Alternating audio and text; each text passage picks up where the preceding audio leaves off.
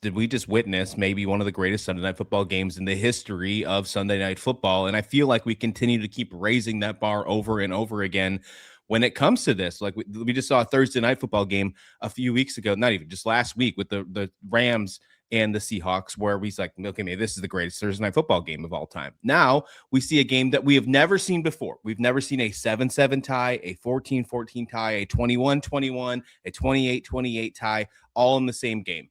And we get that happening right here in this one. 49ers win 42-38. This is the definition of a shootout.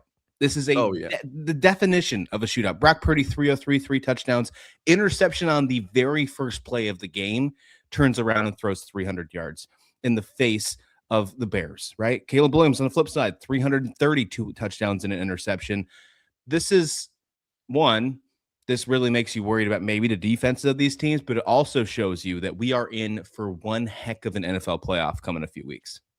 Yeah, sometimes this is just how games go. You know, when you mentioned like being a little bit scared about these defenses, there is something too where games just become an offensive shootout, and 38-42 obviously lends itself to that. Give Purdy some credit here, you know, throwing an interception right away, 303, 3 touchdowns. Basically, if you chop off that interception, which you can because it was on one end of the night, yeah, like you can literally just look at the 303 and 3 touchdowns, and the fact that he did that after an interception was pretty incredible.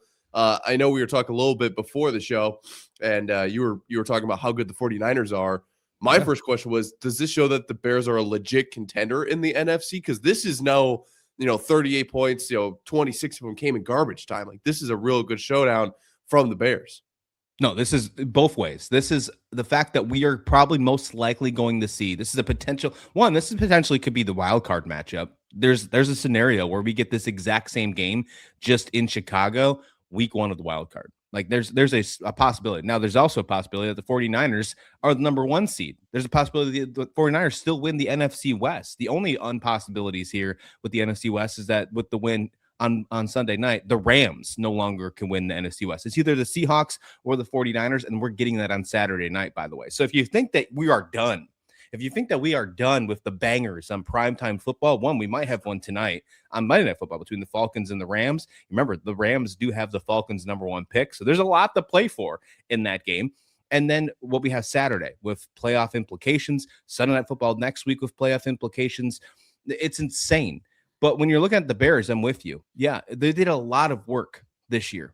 Caleb Williams obviously being in his second year, trying to make that next step forward. He absolutely did. Them investing in the offense and defensive line, obviously, especially the offensive line, helps that dramatically. Last year, he was sacked a league high 68 times. This year, he's been sacked, I believe it's 27. It's like the 5th best in the NFL. Like that trajectory alone, that stat alone just proves how much improvement this Bears team does. Obviously, Ben Johnson has a lot to do with that offensive mastermind. The Bears are going to be hosting their first home playoff game since 2019. Do you remember that game, the double doink? That's the first time we're going to get a Bears home playoff game in 6 years. Insane stuff. They're for real.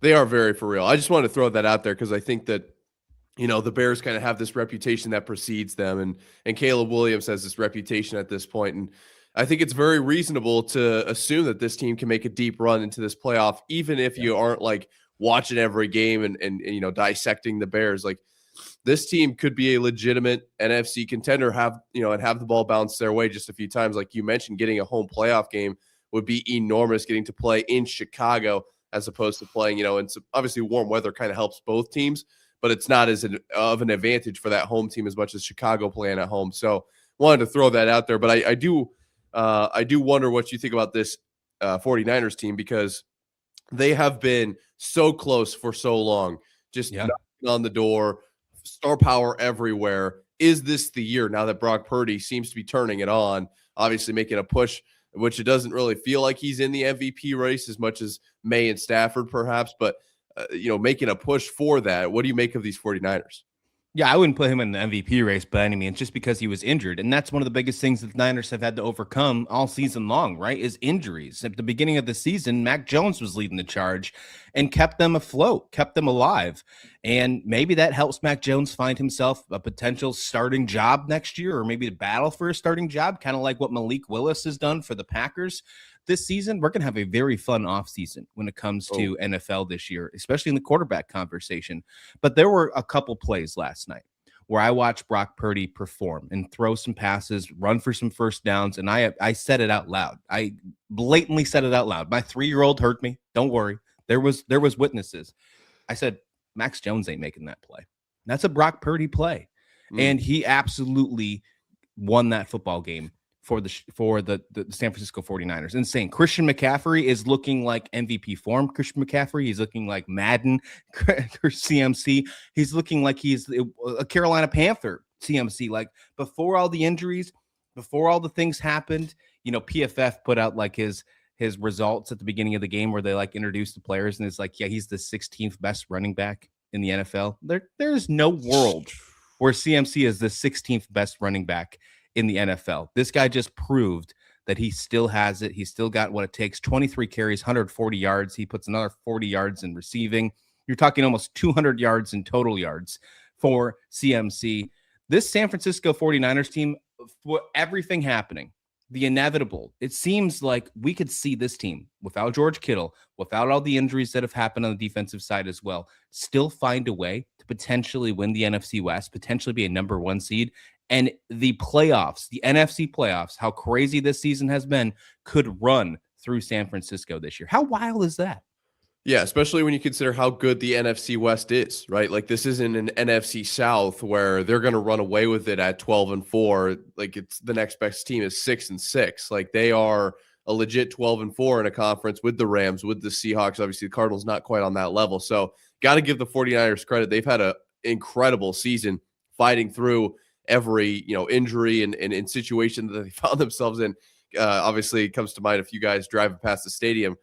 Going quite the speed there, but that's kind of what this roster has been built of. They've had a ton of talent just seeping off the edges of the edge of the roster. Like this has been incredible, and haven't found a way to finally get past over into that final category, if you will, of success. This could be the year. They might have something here. Brian Robinson Jr. a name obviously behind Christian McCaffrey, but like that just shows how deep they are, right? Like that's a CMC has already been a question mark a lot of his career, and I don't love to say that because he's been so much fun to watch. But when you have Brian Robinson Jr. backing him up, like you've got a dude there, and it's the same thing across the entire roster. So I'm excited to see what these 49ers can do come the playoffs, because that's what this team has kind of become. What does the postseason look like is going to determine how successful this team is.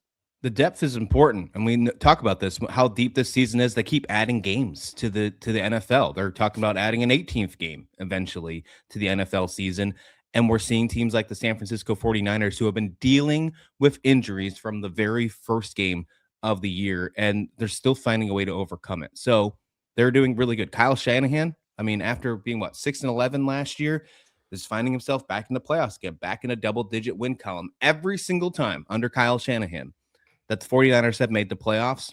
They have at least made it to the NFC Championship game. Worth noting.